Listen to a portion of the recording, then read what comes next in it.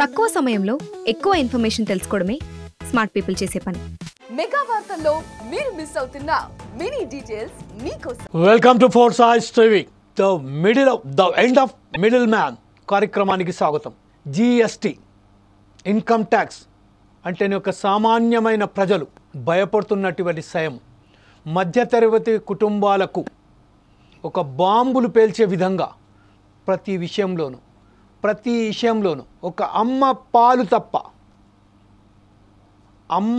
తప్ప ప్రతి విషయంలోనూ జిఎస్టీ బాధలు మొదలైపోయింది. గత బడ్జెట్ కన్నా పోల్స్తే ఇప్పుడు ఇంకా కొంచెం బాధుడవుతుంది.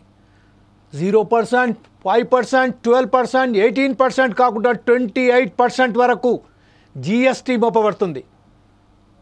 మధ్యతరగతి కుటుంబాలకు ఎంతో భారమవుతున్న ఈ జిఎస్టీపై ఈరోజు ప్రత్యేక కార్యక్రమం the end of middle man కార్యక్రమానికి స్వాగతం.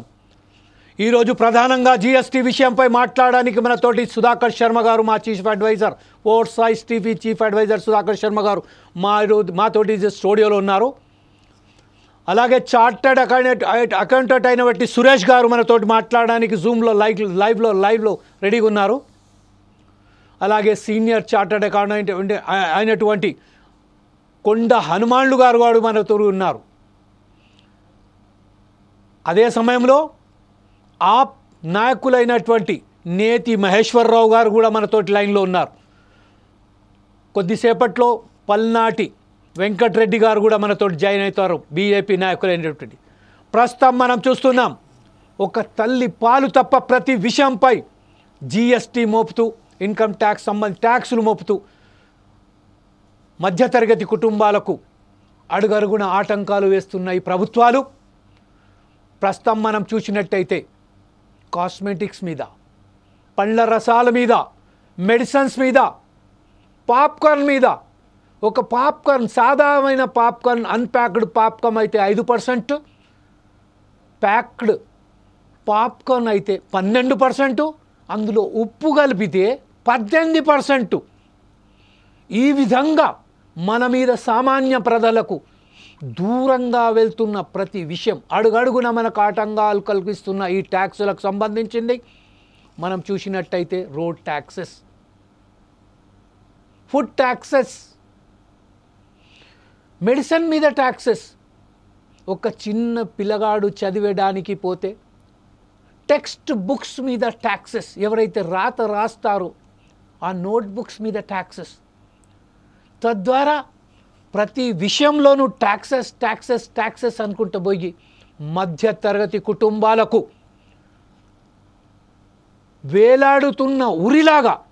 ప్రతిసారి వేలాడుతున్న ఉరిలాగా మనకు ఈ చేస్తున్న ట్యాక్సెస్పై ఈరోజు మనం చర్చ మొదలు పెడదాం. ప్రధానంగా మనం ఈరోజు మన చీఫ్ అడ్వైజర్ అనేటువంటి సుధాకర్ శర్మ గారితో మనం ఫస్ట్ ఈ కార్యక్రమంలో మొదలు పెడదాం.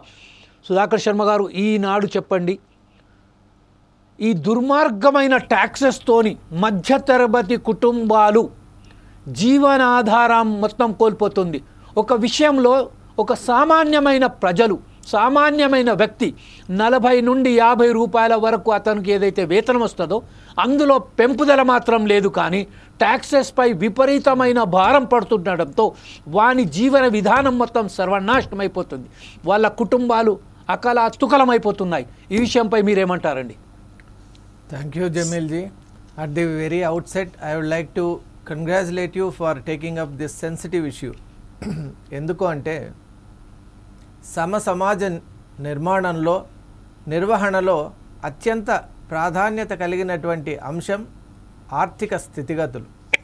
ఏ దేశమైనా ప్రగతి పథంలో ముందుండాలి అంటే ఆర్థిక విధి విధానాలు అనేవి చాలా పకడ్బందీగా, నిర్మాణాత్మకంగా, శాస్త్రీయంగా నిర్మింపబడి ఉండాలి.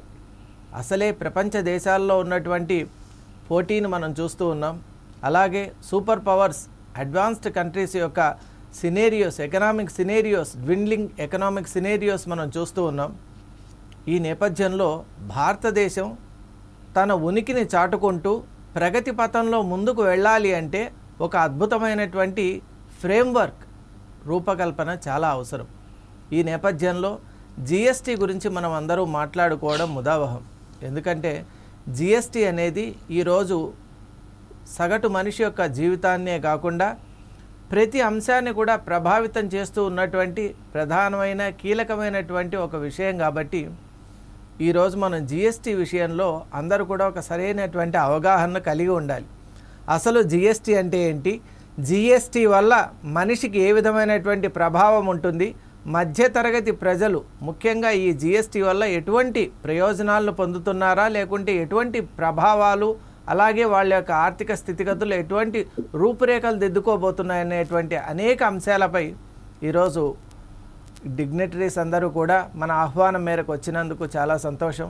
వారితో వారి యొక్క అమూల్యమైనటువంటి ఒక అభిప్రాయాన్ని అలాగే ఇన్పుట్స్ను మనం స్వీకరిస్తూ జిఎస్టీపై ఒక చక్కటి అవగాహనని ప్రజలకు అందించేటువంటి ప్రయత్నం చేద్దాం. Thank you very much Sudhakar Sharma గారు.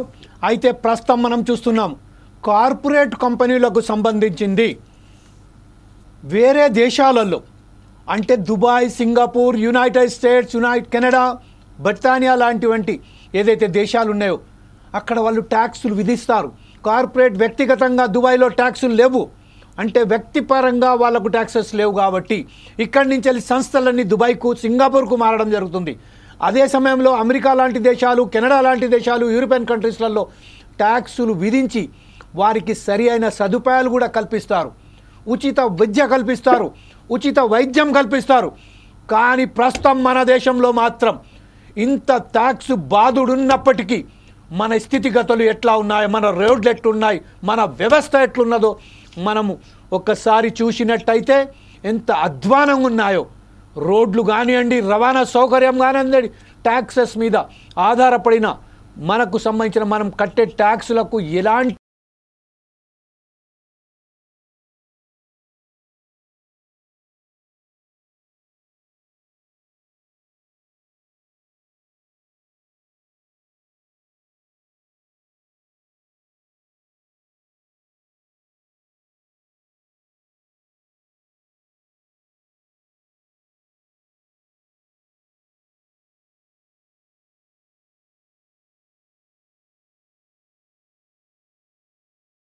ఎలా విశ్లేషిస్తారు? అందరికీ నమస్కారం. సో ఇక్కడ మనం జిఎస్టీ తాలూకా ట్యాక్స్ విధానం గురించి మనం డిస్కస్ చేయాలంటే ముందు మన ఎకానమీ తాలూకా స్టాటిస్టిక్స్ కానీ ఒకసారి కానీ మనం పరిశీలిస్తే ఇక్కడ మన ఎకానమీలో ముఖ్యంగా మన జీడిపి పర్సంటేజ్ ఒకసారి కానీ మనం చూస్తే అంటే ఆల్మోస్ట్ 100% జీడిపిలో ఖర్చు పెట్టే విధానం చూస్తే అంటే ఇన్వెస్ట్మెంట్స్ ఒకటి వచ్చే 34%, ప్రైవేట్ పబ్లిక్ కంపెనీలు, ఇంపోర్ట్ ఎక్స్పోర్ట్ ద్వారా 0.3%. అంటే జనరల్గా ఎకానమీలో ఇంపోర్ట్ ఎక్స్పోర్ట్స్ తాలూకు వాటి మీద ఉంటాయి. ప్రైవేట్ కన్జంప్షనే 56% ఉంది. అంటే ఈ జిఎస్టీ కాంబినేషన్లో మెయిన్ పర్సంటేజ్ ఇన్ఫ్లేషన్ వల్ల లేదా ఖర్చులు పెరగడం వల్ల, సామాన్య ప్రజలు కట్టే వీటి వల్ల, ఖర్చులు పెట్టడం వల్ల 56.28% కనపడతా ఉంది. దాంట్లోనే మళ్ళీ మనం సైకిల్ చూస్తే ఎకానమీ సైకిల్ కూడా సో చాలా కంపెనీలు ముఖ్యంగా మనం చూస్తే కార్లు కానీ ఈ కార్ల ఇండస్ట్రీలు అన్నీ కూడా ఎక్కువ డిస్కౌంట్లు పెడతా ఉన్నాయి. రీజన్ ఏంటంటే అమ్ముడు పోవట్లేదు. అంటే జనాల్లో పర్చేసింగ్ పవర్ తగ్గిపోయిన పరిస్థితులు దేనికి కారణం? లో శాలరీస్ కూడా కారణం. కంపెనీ లాస్లో వెళ్ళడం, ఒక సైకిల్, నెగిటివ్ సైకిల్ నడుస్తూ ఉంది. ఎప్పుడైతే ఎంప్లాయీస్కి లో శాలరీలు వస్తాయో సో లో స్పెండింగ్ ఉంటుంది. కంపెనీలకు కూడా ప్రోడక్ట్ తాలూకు కొనే వాళ్ళు ఉండరు, కంపెనీ లాసెస్కి వెళ్తాయి. కంపెనీలు మళ్ళీ శాలరీలు పెంచిన పరిస్థితి ఉంటాయి. ఒకవైపు శాలరీలు తగ్గుతూ ఉన్నాయి, రెండో వైపు ఈ జిఎస్టీ రూపంలో ఇండైరెక్ట్ ట్యాక్సెస్ కింద కొట్టేస్తూ ఉంటాయి. సో ఖర్చులు పెరిగిపోయే కొద్దీ మార్జిన్ మనీ తగ్గిపోవడంతో సామాన్యుడు, ఇంకా చెప్పాలంటే మధ్య తరగతి వాళ్ళు బిలో పావర్టీ లైన్కి మావటానికి ఎంతో టైం పడుతుంది. కాబట్టి ఈ యొక్క ఎకానమీ తిరోగమన ఎకానమీ అంటే నేను అనకూడదు, కానీ ఇప్పుడున్న ఆర్థిక మంత్రి ఎవరైతే ఉన్నారో ఒక దేశ స్థితిగతులను అర్థం చేసుకొని ఆ మూమెంట్ ఉండాలంటే ఎకానమీ బాగా ఫార్వర్డ్ మూమెంట్ ఉంది, లేదా మంచి శాలరీస్ ఉన్నాయి, మంచి ఎర్నింగ్స్ ఉన్నాయంటే అప్పుడు జనరల్గా ఫిజికల్ పాలసీ ప్రకారం ట్యాక్స్లు బాధేది ఒక పద్ధతి. అసలు ఎకానమీ మందకొండిగా ఉంది, ఎకానమీ రన్ అవడానికి ఇబ్బంది పడతా ఉంది, పర్చేజ్ పవర్ తగ్గుతూ ఉంది, కస్టమర్స్ తగ్గిపోతా ఉన్నారు, కంపెనీ లాసెస్కి వెళ్తున్నాయి. ఈ సిచ్యువేషన్లో గవర్నమెంట్ కుదిరితే ట్యాక్సెస్ తగ్గించి, జిఎస్టీ కానీ ఇవన్నీ కూడా తగ్గించి సో ఎకానమీని మూవ్మెంట్ చేసే విధంగా వెళ్లాల్సిన వీళ్ళు పదే బాధేయటం, ట్యాక్స్ రూపంలో బాధేయటం ఈ ట్యాక్స్ రూపంలో బాధేయటానికి కారణం ఈ దేశంలో కాంగ్రెస్ ప్రభుత్వం వెళ్ళిపోయడానికి 50 లక్షల కోట్ల సరాగు ఉంటే అప్పులు ఇప్పుడు 2 లక్షల కోట్ల వరకు ఆల్మోస్ట్ 200 లక్షల కోట్ల వరకు అప్పులు వెళ్ళిపోయే పరిస్థితి. అంటే ఇంక థింక్ చేయండి ఆ మనీ అంతా ఎటు వెళ్ళింది. ఆ మనీ అంతా కూడా నిజంగానే ఇన్వెస్ట్మెంట్ రూపంలో పెట్టుంటే పరిశ్రమలు వచ్చేవి, పరిశ్రమల ద్వారా ఆదాయం పెరిగేది, శాలరీలు పెరిగి ఉండేది, ఆ సైకిల్ పెరిగేది, గవర్నమెంట్కి ఆదాయం వచ్చే పరిస్థితి ఉండేది. అవేవి లేకపోవడంతో గవర్నమెంట్ ఆదాయం కోసం ఈ బడుగు మధ్యతరగతి జీవుల మీద ట్యాక్సెస్ వేస్తే వాళ్ళకి ఇనివే అవేర్నెస్ ఉంటుంది. జనరల్గా ఒక వెళ్ళి సబ్బు కొంటే సబ్బుకు ₹1 పెరిగిందో, ₹2 పెరిగిందో, పాప్కార్న్కి ₹1 ₹2 పెరిగిందో వాళ్ళకి ఆ సమాచారం ఉండదు. కాబట్టి ఇలా మొత్తం దేశ ప్రజల మీద బాధేసి పోనీ బాధేసిన డబ్బులన్నా జాగ్రత్తగా వాడుతున్నారంటే ఉచిత పథకాలు ఉపయోగం లేని పథకాలు అంటే సంక్షేమ పథకాలు పెట్టాలి, కానీ ఉచిత పథకాలు పెట్టకుండా మొత్తం వెళ్ళే విధానం మినిమం ఫెసిలిటీ కూడా లేదు సార్ దేశంలో. జపాన్ లో జనరల్ గా జర్మనీలో ట్యాక్సెస్ తీసుకున్నా అక్కడ వైద్యం ఫ్రీ ఉంటది, ఎడ్యుకేషన్ ఫ్రీ ఉంటది, వాళ్ళకి జాబ్ సెక్యూరిటీ కూడా ఉంటది. ఏదన్నా జాబ్ గాని వాళ్ళకి ఏదన్నా పోయినా జాబ్ గ్యారంటీ, జాబ్ సెక్యూరిటీ ఇవన్నీ ఉండి ఫెసిలిటీ. ఇక్కడ మినిమం ఫెసిలిటీ లేవు. మన పట్టణాల్లో చూస్తే మినిమం మన పార్టీకి వెళ్ళిన క్లీన్ చేసే పరిస్థితి కూడా లేదు. దరిద్రంగా అంటే ఒకవైపు ఏమో ట్యాక్స్ బాధటం, రెండో వైపు వచ్చేకి మనకు మినిమం ఫెసిలిటీ కూడా ఇవ్వకుండా ఈ పరిస్థితి ఉంది. కాబట్టి ఇదే ఆమ్ ఆద్మీ పార్టీగా మేము మాట్లాడుతా ఉన్నాం. ఢిల్లీలో మేము మధ్యతరగతి వాళ్ళ పక్షాన ఉన్నాం కాబట్టి ఢిల్లీలో గెలిచే పరిస్థితి ఉందనేది చెప్పదలుచుకున్నాను. రైట్ సార్, ఇదే విషయంపై సిఐ సురేష్ గారి దగ్గరికి మనం వెళ్దాం. సురేష్ గారు, మనం చెప్పండి, ఇప్పుడు మన మిత్రులు చెప్పినట్టుగా, మహేశ్వరరావు గారు చెప్పినట్టుగా వేరే యూరోపియన్ కంట్రీస్లలో కానివ్వండి, అమెరికన్ కంట్రీస్లలో కానివ్వండి, ట్యాక్స్ ఉన్నప్పటికీ వారికి సరి అయిన సదుపాయాలు కల్పిస్తారు. వారికి సరి అయిన పద్ధతిలో ఆ ట్యాక్సులకు సంబంధించింది ప్రతి పైసా కూడా తన దేశ పౌరుల మీద ఉపయోగిస్తారు. తన రోడ్ల సంస్థ మీద, ట్రాన్స్పోర్టింగ్ సంస్థ మీద, మెడికల్ సంస్థ మీద, విద్యా సంస్థ మీద ఈ ఒకవేళ కనుక అతను ఉద్యోగం కోల్పోతే ఆ ఉద్యోగానికి బదులు అక్కడ వారికి సంబంధించిన పారితోషికం కూడా అందిస్తారు. అయితే ఇక్కడ మన పరిస్థితులలో పర్టికులర్గా సౌత్ ఏషియన్ కంట్రీస్లలో, భారతదేశంలో అసలు ఎలాంటి సదుపాయాలు లేకుండా చదువుకు కూడా ఖర్చు, చదువుకు తీసుకునే పుస్తకాల మీద కూడా ఖర్చు, తినే తిండి మీద ఖర్చు, లాస్ట్కు నేను చెప్పినట్టుగా అమ్మ పాలు తప్ప ప్రతి విషయంపై ట్యాక్సెస్ వేసుకుంటా పోతున్నాయి ప్రభుత్వాలపై. యాజ్ ఎ సీఏగా మీరు ఎట్లా స్పందిస్తారు? అంతకుముందు ఒక చిన్న విషయం ఏంటంటే, మన రిపోర్టర్ ప్రశాంత్ గారు ఇక్కడ సామాన్యమైన ప్రజలతోని వెళ్ళి వారికి సంబంధించిన వివరాలు సేకరించడానికి ప్రయత్నం చేశారు. సామాన్యమైన ప్రజలు ఈ ట్యాక్సెస్ మీద ఎలా వివరిస్తున్నారు, ఎలా స్పందిస్తారని చూసుకుంటూ పోతున్నాం. దానికి ఒకసారి ప్లే చేయాలని నేను పీసీఆర్ను అభ్యర్థిస్తున్నాను. Please PCR, play that visuals. కాకపోతే మరీ మితిమీరిన జిఎస్టీలు పడుతున్నాయి. కొన్ని ఐటమ్స్ ఉన్నాయి, వాటి మీద వేయాల్సిన అవసరం లేదు. ఇప్పుడు కొన్ని సపోజ్ చిన్న చిన్న ఐటమ్స్ ఉంటాయి, వాటికి జిఎస్టీ ₹1, ₹10 ఈ ఐటమ్స్ ఉంటాయి. వాటిపైన కూడా జిఎస్టీ చిన్న తరగతి వినియోగదారులు కొంటుంటారు. వాటి మీద జిఎస్టీ కలెక్ట్ చేయడం కొంచెం కష్టము. కొన్ని ఐటమ్స్ ఉన్నాయి, ఆల్మోస్ట్ ఒక 6 years 5 years నుంచి సిగరెట్స్ మీద జిఎస్టీ పెరగట్లేదు. ఇంతకుముందు గవర్నమెంట్ ఉన్నప్పుడు, ఇంతకుముందు సిస్టమ్ ఉన్నప్పుడు ఇయర్లీ వన్స్ ఒకసారి సిగరెట్స్ మీద పెరిగేది. సిగరెట్స్ మీద పెరిగితే దాన్ని వాడే వాళ్ళు మాత్రమే జిఎస్టీ పే చేయాల్సి వచ్చేది. ఇప్పుడు మధ్యతరగతి కుటుంబదారులు ఉంటారు, మామూలు రోజు వినియోగించే వస్తువులు, సబ్బులు, కోల్గేట్లు, పప్పులు, గిప్పులు ఇవన్నీ ఉంటాయి. వీటిపై జిఎస్టీ వేయడం వల్ల ప్రతి ఒక్కరి మీద భారం పడుతుంది. జిఎస్టీ వేయడం రాంగ్ ఏం కాదు, కాకపోతే మరీ మితిమీరిన జిఎస్టీలు పడుతున్నాయి. కొన్ని ఐటమ్స్ ఉన్నాయి, వాటి మీద వేయాల్సిన అవసరం లేదు. ఇప్పుడు కొన్ని సపోజ్ చిన్న చిన్న ఐటమ్స్ ఉంటాయి, వాటికి జిఎస్టీ ₹1, ₹10 జిఎస్టీ వలన కొన్ని ఇబ్బందులు ఉన్నాయి. మనకు పెన్సిల్ కానీ షార్ప్నర్ మీద, పెన్సిల్ మీద, కొన్ని పప్పులు, నూనె దాని మీద జిఎస్టీ పెట్టడం చాలా అన్యాయంగా ఉంది. ఈ జిఎస్టీని పూర్తిగా వ్యతిరేకిస్తూ ఉన్నాం.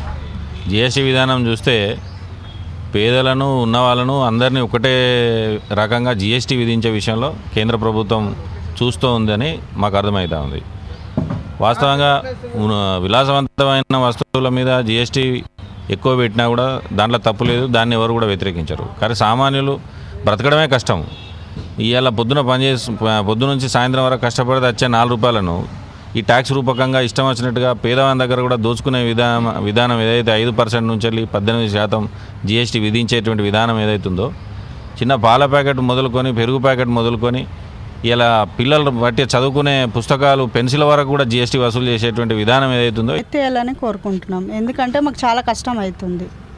చిన్న పాల ప్యాకెట్ పప్పులు ఉప్పులు అన్నిటిపైన ఎక్కువ అయిపోయినాయి, కష్టం అవుతుంది. మామూలు వాళ్ళకి చాలా కష్టం అవుతున్నాయి. 5% కాకుండా 10% కాకుండా 1% కానీ 2% చేస్తే చాలా బాగుంటుంది. ఎందుకంటే పెద్ద हाँ बहुत प्रॉब्लम हो रहा साहब हमारे को. अब टेलरिंग में भी 18% GST लगा के रखे. कुछ भी काम करना कुछ भी करना वो तो बहुत परेशानी हो रहा हमारे को. మాకు भी చాలా ఇబ్బంది అవుతుంది. బట్టలు మెటల్ మొత్తం GST కట్టి తీసుకుంటే ఆ జతకి రేట్ వస్తలేదు, తీసుకోపోతలేరు బట్టలు. చాలా ఇబ్బంది అవుతుంది సార్. మాకు ఆల్టరేషన్ చేసి బతుకుతున్నాం. ఇప్పుడు 200 మరీ వస్తలేదు. ఇప్పుడు అట్లా పరిస్థితి నడుస్తుంది మాది. కరెక్టే, వాళ్ళకు ఉండాలా, మాకు అవసరం లేదు సార్. మేము డైలీకి 400-300 పని చేయం సార్. మేము ఎక్కడి నుంచి కట్టాలా ట్యాక్స్? ఇక GST గురించి చెప్పాలనుకుంటే ఇప్పటికే ధరలు ఎక్కువగా ఉన్నాయి. అదేవిధంగా ఇప్పుడు ఈ GST పెంపు చూసుకున్నట్లయితే ఇంకా రెట్టింపు అవుతున్నది. ఇప్పటికే గిరాకులు చాలా తక్కువ ఉన్నాయి. ఆన్లైన్ మార్కెటింగ్ వచ్చింది, అంతా అసలు గందరగోళంగా ఉంది ఇప్పటికే మార్కెట్. ఇప్పుడు ఇంకా GST పెంచితే మటుకు ఇంకా చిన్న చిన్న వ్యాపారస్తుల మటుకు చాలా దెబ్బ పడుతుంది. అదేవిధంగా మళ్ళా ఇప్పుడు మాకు పెట్టుబడి ఎక్కువైపోయింది, రాబడి చాలా తక్కువైపోయింది. ఇక పెట్టుబడి కూడా ఎట్లా ఏ విధంగా అయిందంటే 100 రూపాయలు పెట్టుబడి పెడితే రాబడి మాకు 2 రూపాయలు వచ్చే విధంగా ఉంది. ఈ GST చాలా ఇబ్బంది పడుతున్నారు. కూలీ చేసుకొని దానికి ట్యాక్సులకే సరిపోతుంది సార్. మేము బతికేది దానికి అట్టనే సరిపోతుంది. 50 రూపాయలు 100 రూపాయలు కూలీ చేసుకుంటే దాంట్లోకే సరి. ట్యాక్సులు జర తగ్గించి మమ్మల్ని బతకనిస్తే బాగుంటుంది. మాకు ట్యాక్సులు తగ్గి ట్యాక్సులకే మనం చేసిన కాడికి ట్యాక్సులకే అయిపోతుంది. మేము బతకలేకపోతున్నాం. మా మీద దయ చూపండి. మేము రోజు కూలి చేసుకొని బతకాలి. కాళ్ళు నొప్పులు, చేతులు నొప్పులు, పై నొప్పులు, జ్వరాలు, దగ్గులు, దమ్ము అన్నీ మాకే వచ్చింది. అన్ని ఇబ్బందులు పడుతున్నాం. జర మాకు ఖండించాలి సార్ మంచిగా. ఇప్పుడు మీరు అనేది ఏంటంటే ఇప్పుడు ఏదైతే మీకు ఇబ్బందులు అయ్యి మందులు తీసుకుంటా ఉన్నారు, అనారోగ్యాల పారై, ఆ మందుల పైన ఉన్నటువంటి GSTని తగ్గొచ్చాలని మీరు అంటూ ఉన్నారా? తగ్గియాలని చెప్తున్నాను సార్. మందుల పైన రేట్లు తగ్గియాలి. రైట్, ఇప్పుడు చూస్తున్నాం ఒక సామాన్యమైన ప్రజానికుడు, ఒక సామాన్యమైన కూలి, ఒక సామాన్యమైన టైలర్ షాప్, ఒక సామాన్యమైన కిరాణా షాప్, ప్రతి ఒక్కరూ దీన్ని వ్యతిరేకిస్తున్నారు. ఇంత బాధుడేందండి?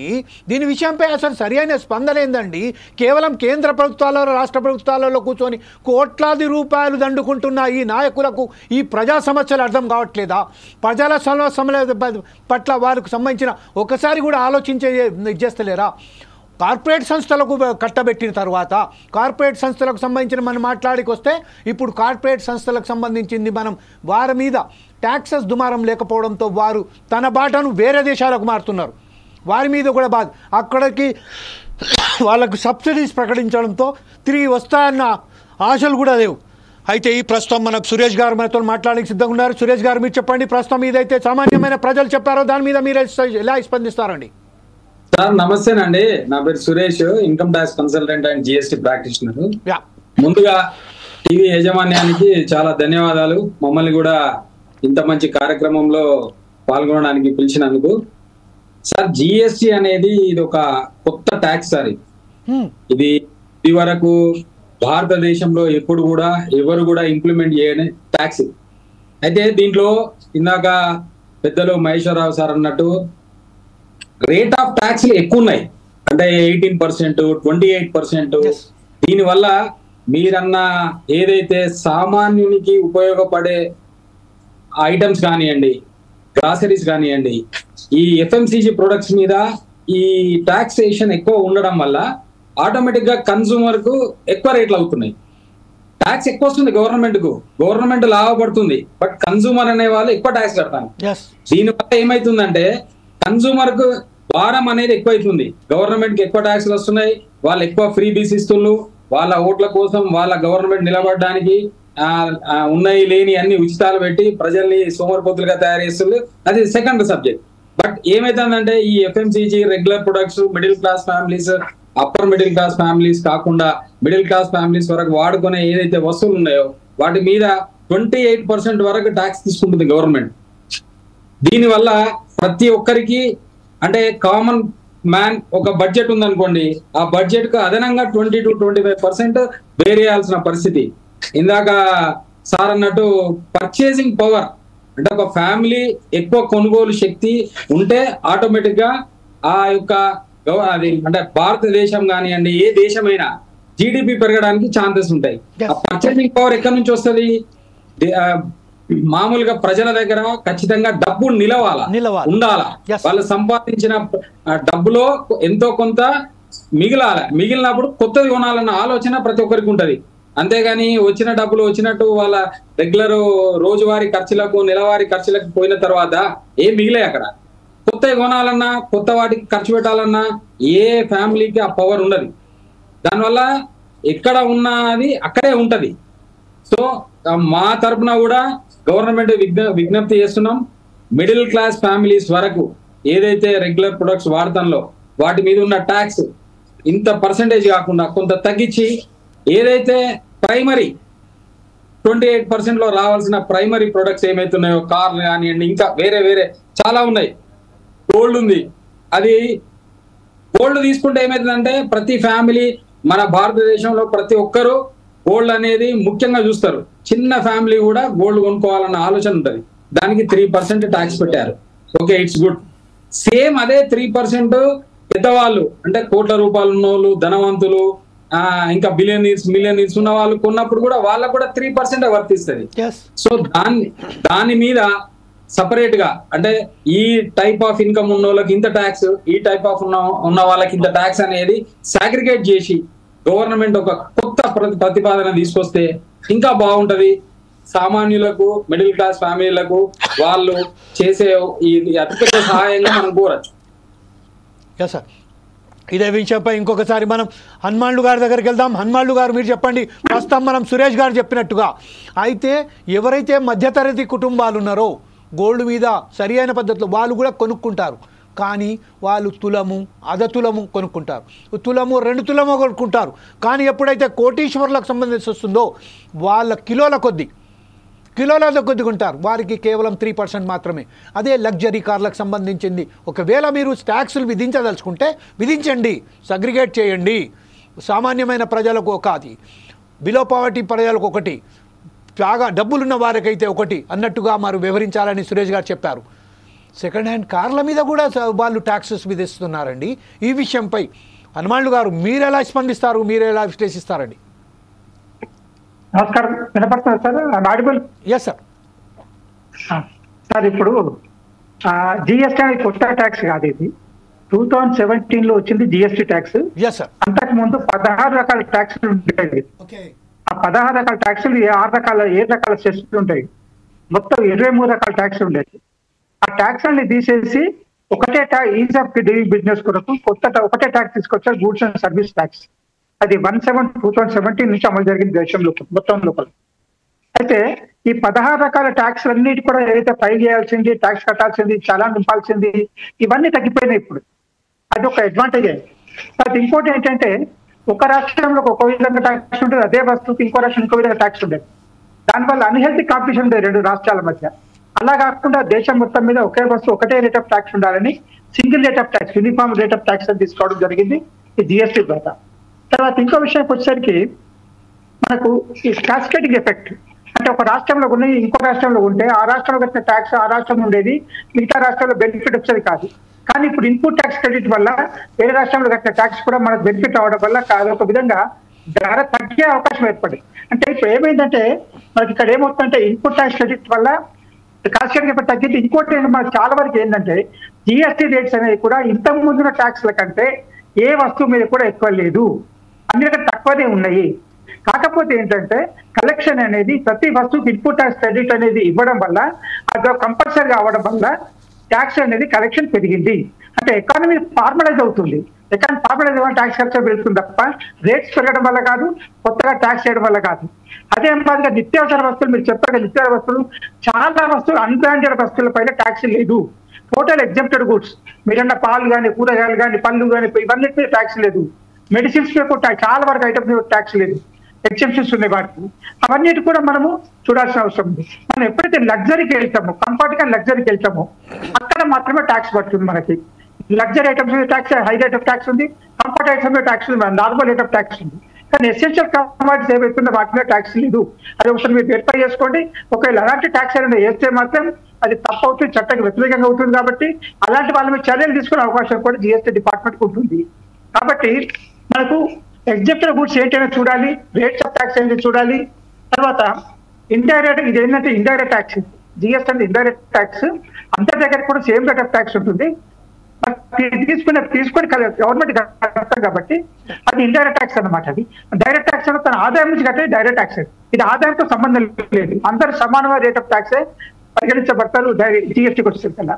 కాబట్టి జిఎస్టీ విషయంలో మనకు ఇంత ముందున్న ట్యాక్స్ కు, జిఎస్టీ రాకముందు ఉన్న ట్యాక్స్ రేట్ కు ఇప్పుడు ఏం ఎక్కువ లేదు, అన్ని తగ్గించారు. ఇంకా కొన్నిట్లో మొత్తం ఇంతకుముందు రైస్ మీద దాని మీద ట్యాక్స్, రైస్ అన్ని తీసేసారు ట్యాక్స్.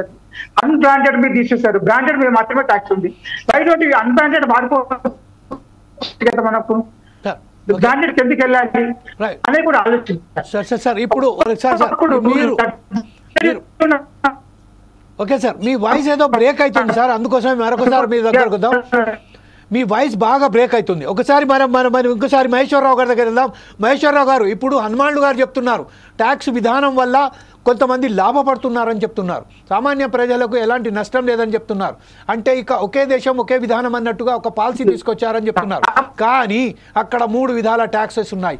ఇంకోటి ఏంటంటే మన దేశంలో అనేక రాష్ట్రాలలో వారికి ఎవరైతే సామాన్య సార్ మనకు ఇప్పుడు ప్రశ్న ఏదైతే ఉన్నదో ప్రజలకు సంబంధించింది, అనేక రాష్ట్రాలలో వాళ్ళు జీవించే విధానం ఎలా ఉన్నదంటే బిలో పావర్టీ కింద చాలామంది ఉన్నారు, మిడిల్ క్లాస్ ఫ్యామిలీస్, వాళ్ళకు సంబంధించిన నెలసరి ఆదాయం చాలా తక్కువ ఉన్నది.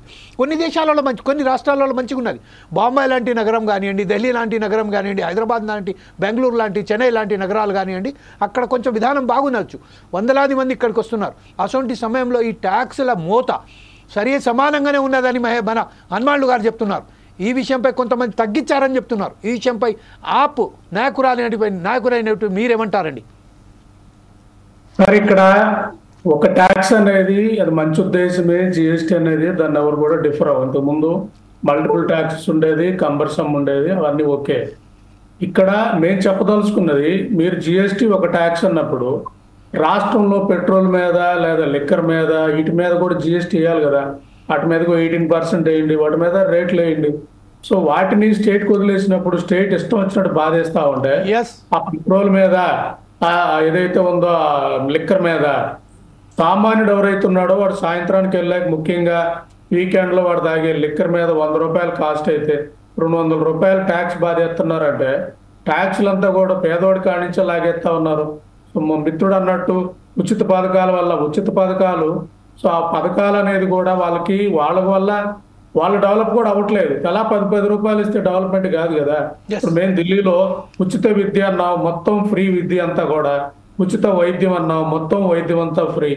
ఆటోమేటిక్ గా ఈ రెండింటి వల్ల ఏమవుతుందంటే సామాన్యుడికి సంవత్సరానికి 2 లక్షలు ఖర్చు తగ్గిపోతుంది. ఎందుకంటే స్కూల్ ఫీజులు కానీ ఇవన్నీ కానీ తగ్గినప్పుడు సేవింగ్స్ పెరుగుతాయి. సేవింగ్స్ పెరిగినప్పుడు ఎకానమీ మూవ్ అవుతుంది, పర్చేజ్ పవర్ పెరుగుతుంది. ఈవేళ ప్రభుత్వం ఆలోచించాలి కదా, ఫిజికల్ పాలసీ మనం ఎలా ఉన్నాం, సామాన్యుడు కొనుగోలు శక్తి పెంచే విధంగా వర్కౌట్ చేయాలి. ఇక్కడ ఇంకా ఇందాక మీరు అన్నట్లు అసలు వీటి మీద మాట్లాడే పరిస్థితి లేదు. కార్పొరేట్లు అంటే ఎవరు మాట్లాడాలి సార్? ఒక ఎంపీ వెళ్తున్నాడంటే 60 కోట్లు 100 కోట్లు కార్పొరేట్ పెట్టేసి వెళ్తున్నప్పుడు, కార్పొరేట్ అతను వెళ్ళినప్పుడు లేదా కంపెనీలకు సంబంధించిన వ్యక్తులు ఇక్కడ పెట్టే ఎంపీలు పెట్టే పరిస్థితి ఉన్నప్పుడు కంపెనీల ప్రయోజనాల ప్రకారం అక్కడ ఉంటది. కానీ వ్యవస్థ అంతా కూడా సామాన్యులు పార్లమెంట్కి వెళ్ళే పరిస్థితి లేదు కదా, అసలు చర్చ లేదు కదా. ఇప్పుడు మీ ఛానల్లో చిన్న ఛానల్లో కాబట్టి మీరు పెట్టారు, మిగతా ఛానల్ అసలు పెట్టే పరిస్థితి కూడా లేదు కదా. ఇది నేను చెప్పేది. ఇక్కడ అసలు ప్రజలకి తెలియట్లేదు, ప్రభుత్వాలు కూడా ఈ చర్చ పార్లమెంట్ లో వచ్చే పరిస్థితి లేదు. పార్లమెంట్ లో చర్చలు ఎక్కడ జరుగుతా ఉన్నాయి, ప్రతిసారి ఎమోషనల్ ఐటమ్, ఎమోషనల్ ఇష్యూ తోటే గొడవలు వెళ్ళిపోతున్న పరిస్థితి పార్లమెంట్ లో, అసెంబ్లీలో ఉన్నప్పుడు. సామాన్యుడికి తెలిస్తే వాడు వేసే ఓట్లో మారుతుంది కదా. ఇవన్నీ కూడా తెలియాలి. ఇవన్నీ కూడా సో ఆమ్ ఆద్మీ తాలూకు మేము అనుకుంటుంది ప్రజలకు తెలిస్తేనే వాళ్ళు ఓటర్ చైతన్యవంతం అవుతాడు. ఓటర్ చైతన్యవంతం అయితేనే వాళ్ళు విలువ ఉంటది కాబట్టి అంటే ప్రజలకు వాళ్ళ ఇంపాక్ట్ తెలియాలి.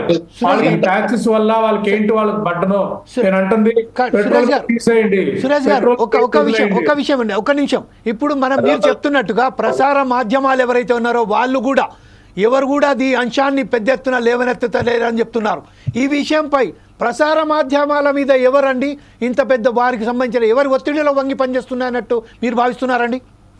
నేను ఇక్కడ రాష్ట్ర ప్రభుత్వంలో ముఖ్యంగా ఆంధ్రప్రదేశ్ చూసుకోండి, 2 సిండికేట్లు నడుస్తా ఉన్నాయి, 2 పార్టీలు మీడియా అంతా కూడా. వార్తలు అయ్యకుండా వార్త నీళ్లు వండి వార్చి కప్పెత్తా ఉన్నారు. ముఖ్యంగా చెప్పాలంటే ఆంధ్రప్రదేశ్ లో ఆ ప్రభుత్వం అయినా ఈ ప్రభుత్వం అయినా ప్రజలకి గ్రామీణాభివృద్ధి లేదు, వ్యవసాయం లేదు, పేదలు ఇబ్బంది పడతా ఉన్నాడు. కరోనా టైంలో 15,000 మంది చచ్చిపోయారు.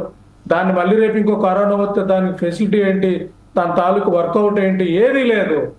రోజు ఎమోషనల్ డిస్కషన్, రోజు ఎమోషనల్ టాపిక్స్, 2 వర్గాలుగా మీడిపోయినట్టు మన రాంగోపాల్ వర్మ అన్నట్టు సిండికేట్ నడుస్తా ఉంది ఆంధ్రప్రదేశ్లో అయినా దేశంలో అయినా.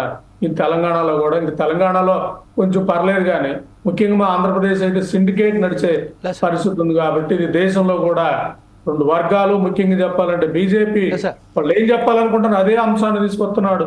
పద్దాక సామాన్యులకి ఏం కావాలి అది మాట్లాడకుండా నిరంతరం మత చర్చ, మత అంశాలు, ఎమోషనల్ అంశాలు దేశ ప్రజల నుంచేసి 200 లక్షల కోట్ల అప్పు తీసుకొచ్చారు. 1,50 కోట్ల అప్పు తీసుకుని దీన్ని ఎటు పెట్టారు? రోడ్స్, ట్రాన్స్పోర్ట్స్ సరిపోతే ఉత్పాదకత పెంచుతుందా? కారిడార్లు ఎన్ని క్రియేట్ చేశారు? కంపెనీలు ఎన్ని తెచ్చే వర్కౌట్ చేశారు? ఓన్లీ హైవేలు, నేషనల్ హైవేలు పెట్టామంటే సరిపోతుందా? నేషనల్ హైవే వల్ల ఉత్పాదకత ఎలా పెరుగుతుంది? అప్పులన్నీ ఎట్లా రీపే చేస్తారు? ఈ అప్పులన్నీ రీపే చేయలేని పరిస్థితి వచ్చినప్పుడు సామాన్యుడి మీద ఇండైరెక్ట్ ట్యాక్స్ రూపంలో బాధేయటమే కదా. ఇదే కనపడతా ఉంది. వాళ్ళ ఉద్దేశం ట్యాక్సెస్ లాగాలి, జీడిపి పెంచడానికి ట్యాక్సెస్ పెంచే పరిస్థితి. ఇప్పటికే జీడిపిలో 56% సామాన్యులు పెట్టేదంటే జీడిపిలో నేను ఏమనుకుంటాను, ఫారిన్ డైరెక్ట్ ఇన్వెస్ట్మెంట్ రావడం వల్ల జీడిపి పెరుగుతా ఉంది, లేదా గవర్నమెంట్ స్పెండింగ్స్ వల్ల జీడిపి పెరుగుతా ఉంది, ఇవన్నీ అనుకుంటాం. కానీ మా జేబుల్లో నుంచి డబ్బులు కొట్టేసి అది జీడిపి పెరిగింది, రాష్ట్రం గ్రోత్ అవుతా ఉంది, దేశం గ్రోత్ అవుతా ఉంది, జనాలు మిస్లీడ్ చేయటమే కదా. నేనంటే 56% జీడిపిలో సామాన్యులు కట్టే ట్యాక్సెస్ ప్రైవేట్ కన్సంప్షన్ ఉందంటే ఇది ఇంకా ట్యాక్సెస్ పెంచితే 56 కాస్త 60 అయ్యే పరిస్థితి కదా. ఓకే సార్, ఇప్పుడు మరొకసారి మన సురేష్ గారి దగ్గరికి వెళ్దాం. సురేష్ గారు ఇప్పుడు మీరు చెప్పినట్టుగా, ఇప్పుడు మహేశ్వరరావు గారు చెప్తున్నట్టుగా సామాన్యమైన ప్రజలకు సంబంధించింది పెద్ద ఎత్తున బాధలు జరుగుతుంది. నేషనల్ హైవేస్కు సంబంధించింది అనేక రకాల కార్పొరేట్ సంస్థలకు ఎప్పుడైతే కట్టబెడుతున్నారో, కానీ సామాన్యమైన ప్రజానికం మొత్తం ఈ ట్యాక్సుల ద్వారా మొత్తం పూర్తిగా బిలోపాటిగా మారిపోతుందని చెప్తున్నారు.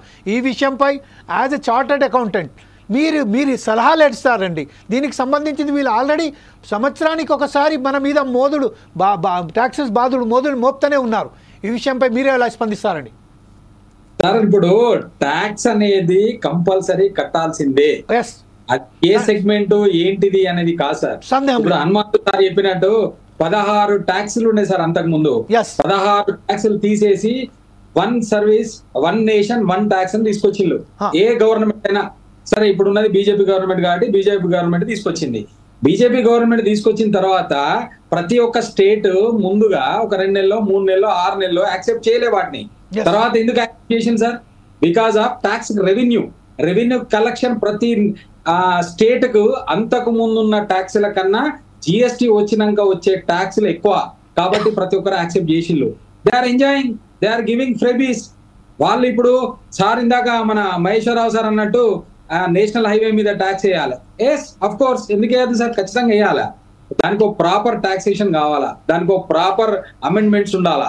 ఇప్పుడు సార్ నేను ఇందాక చెప్పిన below poverty, below middle class ఉన్న ఏదైతే సరుకులు వాడుకుంటారో, లేకపోతే వాళ్ళకున్న ఎవ్రీ మంత్ రేషన్ కి సంబంధించి వచ్చే వస్తువుల మీద ట్యాక్స్ తక్కువ వేసి ఇటువంటి సెగ్మెంట్లను ఎక్కడైతే ట్యాక్స్ లేదో, ఎక్కడైతే ఎక్కువ ట్యాక్స్ ఎవేషన్ అవుతుందో వాటి మీద కాన్సన్ట్రేషన్ చేసి గవర్నమెంట్ ఎక్కువ ట్యాక్స్ వేయాలి.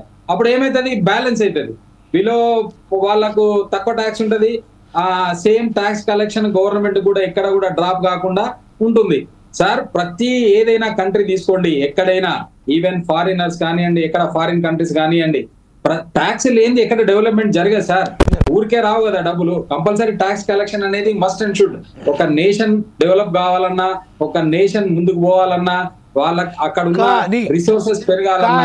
సురేష్ గారు ఒక విషయం ఏంటంటే ట్యాక్సులు విధించండి, కానీ ఆ ట్యాక్సులకు సరైన సమాధానం సరైన కానీ ఇక్కడ జవాబుదారం ఉండాలి కదా. ఎక్కడ లేకుండా ట్యాక్స్ వదిలేసి ఇష్టం వచ్చినట్టు బ్యాంకులకు 17 లక్షల కోట్ల కేవలం ఒక ఉభయ రాష్ట్రాల సమస్య కాదండి, దేశవ్యాప్తంగా ఉన్న సమస్య ఏంటంటే ట్యాక్స్ రూపంలో మీరు కట్టుకుంటున్నారు. 17 కోట్ల బ్యాంక్ రైట్ ఆఫ్ అంటే జాతి సంపద సార్. అది సార్ ఏ బ్యాంక్ అయినా రైట్ ఆఫ్ చేయాలంటే, ఏ బ్యాంక్ అయినా కూడా ఒక లోన్ వేవర్ ఇవ్వాలంటే దానికి కొన్ని మీకు తెలియని అదే ఫాలో అవట్లేదు గవర్నమెంట్ చెప్తే రైట్ ఆఫ్ అలాంటి ఎందుకు రైట్ ఆఫ్ చేస్తున్నారు, ఒక రైతు కిందకి రైట్ ఆఫ్ చేయట్లేదు అంటున్నా నేను అనేది. మీరు అనేది కరెక్ట్ సార్. దోసేయటం ఉన్నాడు, దోసేయటం మన దగ్గర కలెక్షన్ చేసేసి ఉన్నాడు దోసేయటమా. నేను కూడా చార్ట్ అకౌంటెంట్, నేను చెప్పేది కూడా అదే. ట్యాక్సెస్ అవసరమే, కలెక్ట్ చేసిన ట్యాక్సెస్ గవర్నెన్స్ ఎక్కడుంది? ప్రైవేట్ కంపెనీలు ఉన్న గవర్నెన్స్ గవర్నమెంట్ ఎక్కడుంది సోదరా? దానికి లెక్కలు ఎక్కడ ఉన్నాయి సార్? ఎక్కడుంది? నేను I'm not Poynting of you specially. ఎందుకంటే సార్ మనం ఒక ప్రొఫెషన్ లో ఉన్నాం. 100% మన క్లయింట్ కానివ్వండి, మన దగ్గరకు వచ్చే కస్టమర్ కానివ్వండి, మనం సర్వీస్ ఇవ్వడం అనేది మన యొక్క మొదటి ధర్మం సార్. సేమ్ అట్లే నేనేమంటున్నా, బ్యాంక్ వాళ్ళు లోన్ ఇస్తున్నారు సార్. బ్యాంక్ వాళ్ళు లోన్ ఇచ్చేటప్పుడు బ్యాంక్ నామ్స్ ప్రకారంగానే కదా వాడు లోన్ ఇచ్చేది. ఎగ్జాక్ట్లీ వాడు ఎందుకు రైట్ ఆఫ్ చేస్తుంది సార్? నేను కూడా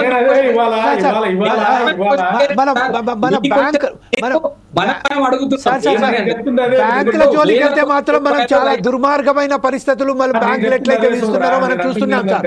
ఉన్నోనికి ఒక బ్యాంకు కృష్ణారెడ్డికి ఏమి లేకుండా ఇస్తున్నారు.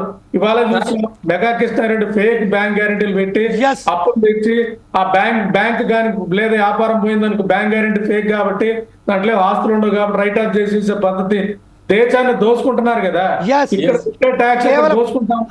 ఇంకో విషయం చెప్తుంది మహేశ్వరరావు గారు, ఇంకో విషయం ఏంటంటే ఎంఓయూలు చూపెట్టి బ్యాంకుల నుంచి రుణాలు తీసుకుంటున్నారు. వాళ్ళు వేరే విధంగా అయితే ఒక సామాన్యమైన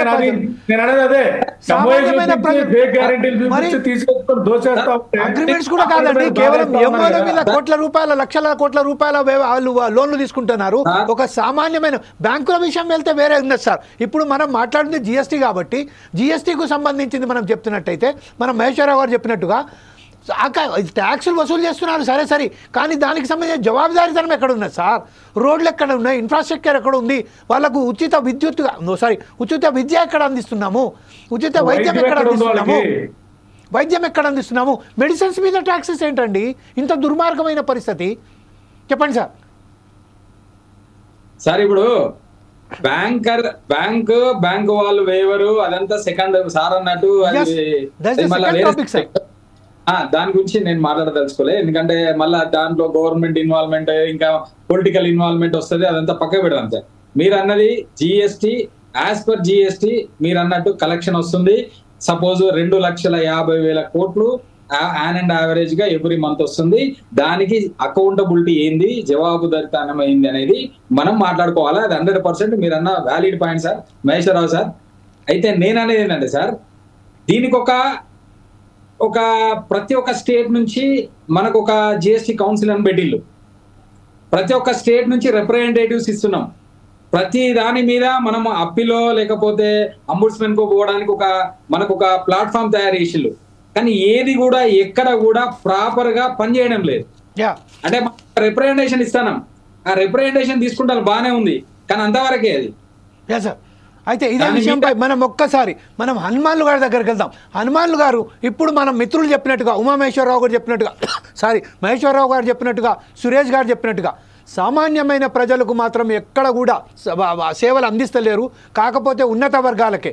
ఇంకొక విషయం, మనం బ్యాంకులకు సంబంధించిన విషయం పెడతలేం, రేపో ఎల్లుండే మరొకసారి దాని మీద చర్చ పెడదాం. కానీ ఈరోజు ప్రశ్న ఏదైతే సరే మీరు ట్యాక్సులు వేస్తున్నారు సరే సరే, కానీ ఆ ట్యాక్సులకు సంబంధించిన జవాబుదారీతనం ఇప్పటి వరకు ఎవరు లేరు. ఒక దశలో మన్మోహన్ సింగ్ ఎప్పుడైతే ఫైనాన్స్ మినిస్టర్గా ఉన్నారో అప్పుడు కొన్ని సవరణలు చేసిన తర్వాత దానికి సంబంధించిన ఫాలోఅప్ చేసుకుంటా ఈరోజు ఇంత దుర్మార్గంగా ప్రజల మీద బాధుడు మోపుతున్న సమయంలో మీరు దానికి ఎలా విశ్లేషిస్తారండి?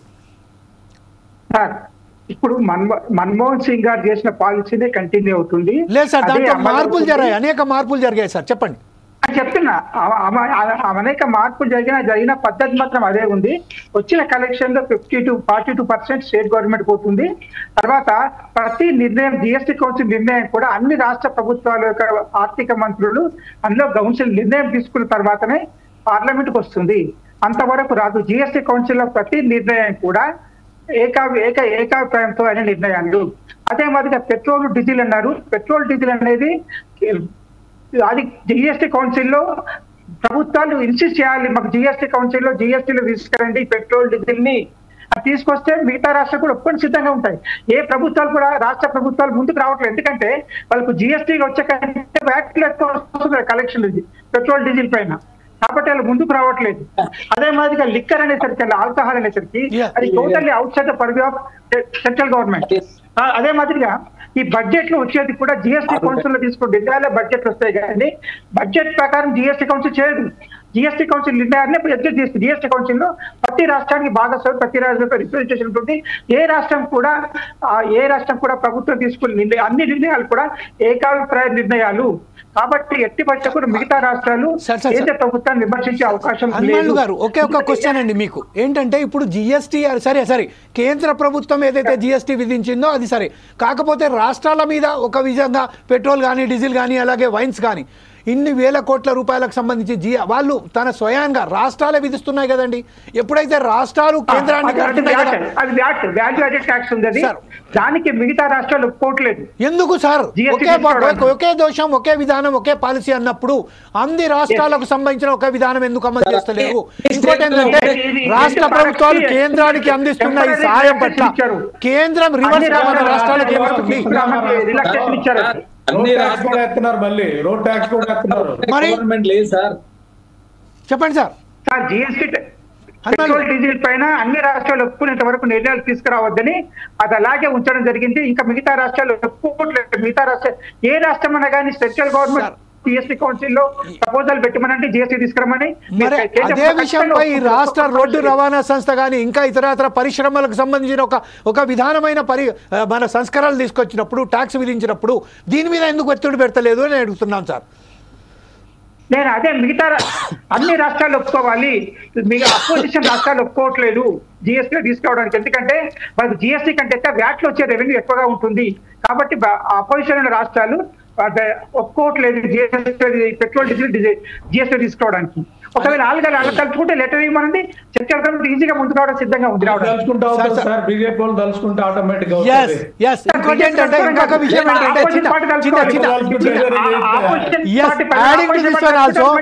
మాక్సిమం మన దేశంలో బీజేపీ రాష్ట్ర పరిపాలించే రాష్ట్రాలు ఎక్కువ కదండి. బీజేపీ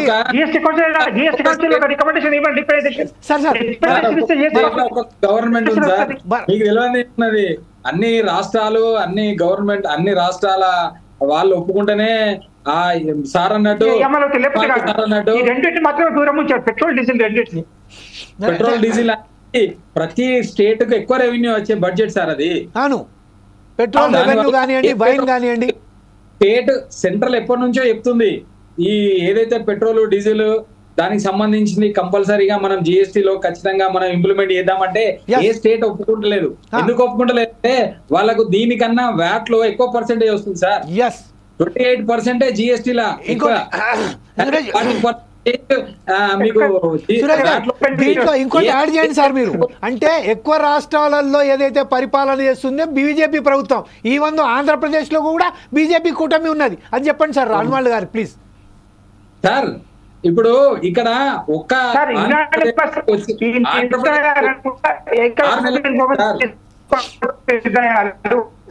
ఏ ఒక్కరు వ్యతిరేకించినా నిర్ణయం తీసుకోవడం జరగదు. కాబట్టి ఏ రాష్ట్రం ముందు అపోజిషన్ రాష్ట్రానికి వస్తే నిర్ణయం తీసుకోవడం బాధ్యత తీసుకోవడం జరిగింది. అపోజిషన్ రాష్ట్రాలు సహకరిస్తే జిఎస్టీ పెట్రోల్ డీజిల్ కూడా జిఎస్టీ తీసుకొస్తాము అని ఎప్పుడు నిర్ణయం జరిగింది. ఇప్పటికి కూడా ప్రభుత్వం ఆ కమిట్మెంట్ సిద్ధమై ఉంది. Right sir. అంటే ఇంకొక విషయం మన దృష్టికి ఏం వస్తుందంటే, కేవలం తమిళనాడుకు సంబంధించిన నిర్మలా సీతారామన్ తనకు సంబంధించిన మొత్తం అంటే ఆమెకు సంబంధించిన అధికారులు మొత్తం తమిళియన్స్ ఉన్నారు. ప్రతి ఒక్కరూ ఫైనాన్స్లో చాలా పట్టుగా ఉన్న తమిళనాడు ప్రభుత్వం, తమిళనాడు ప్రజలు దీనికి వ్యతిరేకిస్తున్నారు. అయినప్పటికీ సీతారామన్ గారు ఇంత మొండి వైఖరిగా ఒక్కటేసారిగా ఇంత పన్నులు విధించడంలో అసలు భావ్యం ఏంటి సార్? అంటే ఇంకొక విషయం నేను జోడించదలుచుకున్నా సార్. బీజేపీకి సంబంధించిన అనేక రాష్ట్రాలలో బీజేపీ అయితే పాలనలో ఉంది. ఎక్కువ మంది ఎవరైతే బీజేపీని బలపరుస్తున్నారో వాళ్ళందరూ మిడిల్ క్లాస్ ఫ్యామిలీస్ మాత్రమే. బిలో పావర్టీ పావిల్స్ రైతులు కానీ ఇంకా ఇతరత్ర వాళ్ళు కానివ్వండి, మైనారిటీస్ కానివ్వండి, మొత్తం బిలో పావర్టీలో ఉన్నారు. మధ్యతరగతి వాళ్ళే ఎక్కువ శాతం బీజేపీని సపోర్ట్ చేస్తున్నారు. ఈ నేపథ్యంలో బీజేపీ ఇలాంటి కఠినమైన దీని విషయంలో ఎందుకు తీసుకుంటుంది సార్ ఇంత కఠినమైన నిర్ణయాలు? బీజేపీ ఆల్రెడీ నిర్ణయం తీసుకున్నది ఏమనంటే మిగతా రాష్ట్రాలు ఒప్పుకుంటే మేము జిఎస్టీ పెట్రోల్ డీజిల్ జిఎస్టీ తీసుకొస్తామని ఒప్పుకోవడం జరిగింది. కాబట్టి మిగతా రాష్ట్రాలు రిప్రజెంటేషన్ ఇవ్వాలి, మేము రెడీ ఉన్నాం, మేము కూడా సిద్ధం ఉన్నామని చెప్తే బీజేపీ మొత్తం పెట్రోల్ డీజిల్ జిఎస్టీ తీసుకొస్తుంది. అది కన్ఫర్మ్ లేదు. పార్లమెంట్ కూడా చెప్పడం జరిగింది, అన్ని చోట్ల చెప్పడం జరిగింది. BJP stand is clear. State governments representation ఇవ్వాలి, మేము రెడీ ఉన్నాము జిఎస్టీ తీసుకోవడానికి అని. అప్పుడైతే జిఎస్టీలోకి వచ్చేస్తుంది. ఒకటి మీరు అన్నారు తమిళియన్స్ ఉన్నారని. తమిళియన్స్ ఉంటుంటే అందరు ఆల్ ఇండియా సర్వీసెస్ ఏ పార్టీ ఎక్కడైనా ఉండొచ్చు, ఇండియన్ వాళ్ళు ఎక్కడైనా దేశం మొత్తం ఎక్కడైనా తమిళియన్స్ ఉండాలని లేదు. అక్కడ ఇప్పుడు ఏ ప్రాంతం మినిస్ట్రీ ఉండొచ్చు. అది మినిస్ట్రీ ఒక డిస్కషన్ అది. కాబట్టి మనం తమిళియన్స్ ఉన్నారు, వీళ్ళే ఉన్నారు, వాళ్ళు ఉన్నారు అనుకోవడం లేదు. ఇలా ఆల్ ఇండియా సర్వీసెస్ ఇవి ఎప్పటికి కూడా డిఫరెన్షియేట్ చేయకూడదు. వాటిని లేదు డిఫరెన్సెస్ కాదు, నేను డిఫరెన్సెస్ తీసుకురావట్లేదండి. డిఫరెన్సెస్ అక్కడ తమిళియన్స్ కూడా వ్యతిరేకిస్తున్నారు అని చెప్పాను కానీ డిఫరెన్సెస్ కాదు. సురేష్ గారు చెప్పండి. నేను చెప్పాను తమిళియన్స్ వ్యతిరేకిస్తున్నారు. అపోజిషన్ పార్టీస్ ఏది కూడా ఆ రాష్ట్రం ఏది కూడా ముందుకు రావట్లేదు డీజిల్ జిఎస్టీ తీసుకోవడానికి. అది సిద్ధంగా ఉంటే బీజేపీ రెడీ ఉంది తీసుకోవడానికి, జిఎస్టీ తీసుకోవడానికి. వన్ మోర్ సార్, 1/7/2017 నుంచి జిఎస్టీ ఇంప్లిమెంట్ అయింది సార్. అబౌట్ 7.5 years అవుతుంది సార్. ఏ స్టేట్ గవర్నమెంట్ కూడా దీని మీద వద్దు అని ఎప్పుడు కూడా మళ్ళీ రిప్రజెంటేషన్ ఇవ్వలేదు. Just collection of GST. వాళ్ళకి ఏదైతే ఇది వరకు వచ్చే రెవెన్యూ ఉండేనో, ఇది వరకు వచ్చే స్టేట్ కు వచ్చే రెవెన్యూ కన్నా డబల్ ట్రిపుల్ రెవెన్యూ వస్తుంది. కాబట్టి మీద ఒకటి చెప్తున్నారు, కింద ఒకటి చేస్తున్నారు. మీద టీవీలకు, పేపర్లకు, జనాలకు మాకు జిఎస్టీ వద్దు, మాకు జిఎస్టీ వద్దు, మాకు జిఎస్టీ వద్దు అంటున్నారు. బట్ ఆన్ పేపర్ ఏదైతే జిఎస్టీ కలెక్షన్ వస్తుందో they are enjoying sir. Every state is enjoying. మీరు పెట్రోల్ డీజిల్ బీజేపీ గవర్నమెంట్ ఎందుకు తెస్తలేదు? బీజేపీ గవర్నమెంట్ ఎందుకు తెస్తలేదు కాదు సార్. ఇక్కడ ఏ స్టేట్ కి ఆ స్టేట్ ఖచ్చితంగా యాక్సెప్ట్ చేయాలా, దానికి రూల్స్ అండ్ రెగ్యులేషన్స్ ఉన్నాయి కదా. బిఫోర్ దట్ కౌన్సిల్ లో పెట్టాలి, కౌన్సిల్ యాక్సెప్ట్ చేయాలి. అప్పుడే ప్రతి ప్రోడక్ట్, కొత్త ప్రోడక్ట్ మీద ఏ ట్యాక్స్ వేయాలనేది జిఎస్టీ కౌన్సిల్ డిసైడ్ చేస్తుంది సార్. అటువంటి బీజేపీ గవర్నమెంట్ అనేది కాదు సార్. ప్రతి state they are enjoying much and more taxes. And వాళ్ళు ఏం చేస్తున్నారంటే వచ్చే కలెక్షన్ ఎందుకు పొడగొట్టుకోవాలా, వచ్చే కలెక్షన్ పోతుంది 50% వచ్చేది. ఇప్పుడు ఒకవేళ ట్యాక్స్ నెట్లకు తీసుకొస్తే, జిఎస్టీ ట్యాక్స్ నెట్లకు తీసుకొస్తే రెవెన్యూ తగ్గుతుంది. రెవెన్యూ తగ్గినప్పుడు ఎవరు సార్ లూజ్ అయ్యేది? సార్ ఇదే విషయంపై రేపు సురేష్ గారు, ఇప్పుడు సమయం అయిపోయింది కాబట్టి రేపు ఇదే అంశంపై ఇంకొకసారి చర్చ కార్యక్రమం కొనసాగిద్దాం. కాకపోతే ఈరోజు కంక్లూడ్గా సుధాకర్ శర్మ గారు యాజ్ ఎ చీఫ్ అడ్వైజర్ మీరు ఎలా సలహా ఇస్తారు?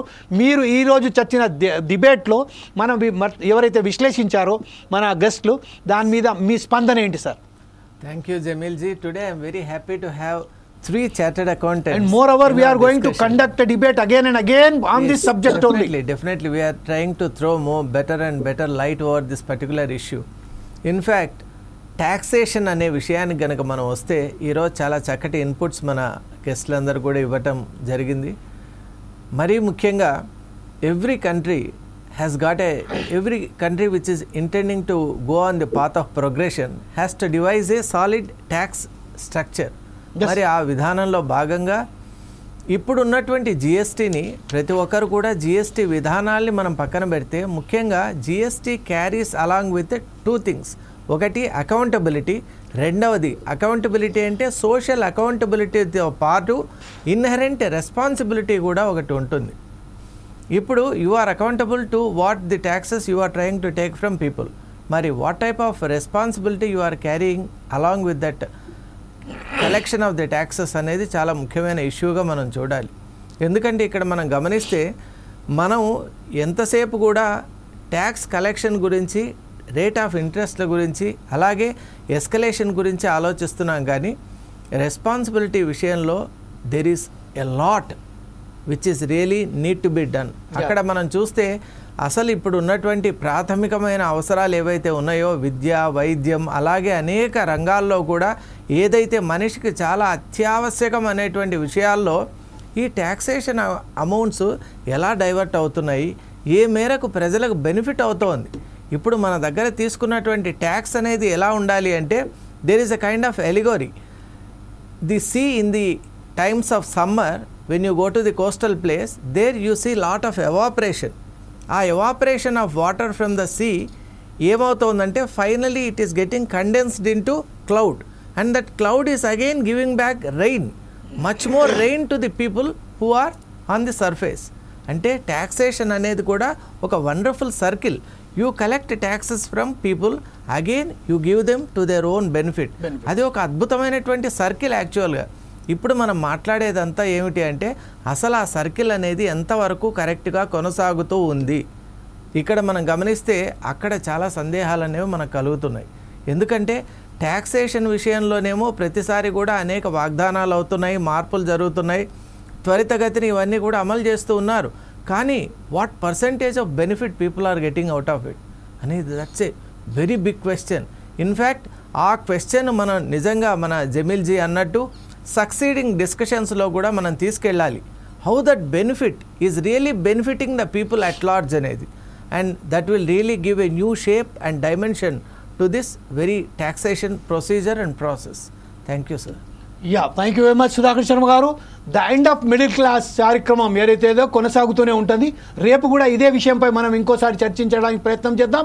అదే విషయం ఇప్పటిదాకా మనం ఏదైతే చూశామో మనకు కొద్దిమంది సంబంధించిన మన సురేష్ గారు అయినటువంటి హనుమాన్లు గారు, అలాగే మహేశ్వరరావు గారు ఏదైతే మనకు సూచనలు సలహాలు ఇచ్చారో, అలాగే ఈ ట్యాక్స్పై ఎలా అంటే వివరించారు, దీనికి సంబంధించిన వారందరికీ ధన్యవాదాలు చెప్తూ రేపు మరొకసారి మీ ముందుకు వస్తాం. అప్పటిదాకా చూస్తూనే ఉండండి ఫోర్సైజ్ టీవీ.